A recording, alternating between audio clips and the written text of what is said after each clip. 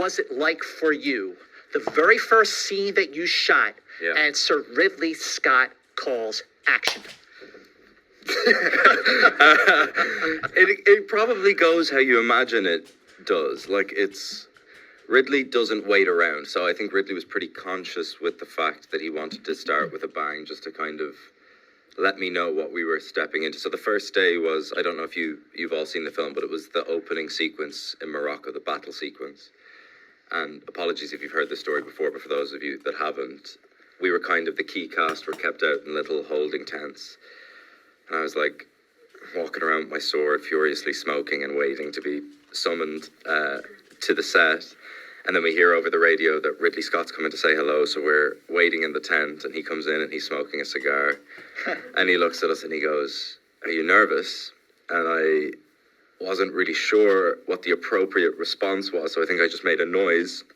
And he just went whack on my back and goes, "Your nerves are no fucking good to me."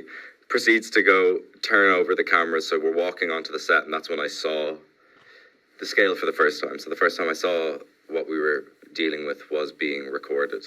It's in the film. So yeah, that was the first day. But I think, aside from the kind of novelty of that story, it's a clever piece of direction for him to go, we're not waiting around for you to build into this. This is where you're going to live now for the next however many days that we're going to be shooting it. So I was really grateful for that kind of piece of direction from him. That really informed how you're going to make the film from that point forward, didn't it? Yeah, absolutely. And it kind of explained everything that I had my suspicions of with Ridley, was that's like, the scale is the scale, and you're going to be confronted with it on day one, and that's his wheelhouse. They're the worlds that he builds. So I'm glad that we didn't do, say, kind of quieter interiors or anything like that to begin with, because that's, as you said, with something like After Sun or All of Us Strangers, that's more familiar territory.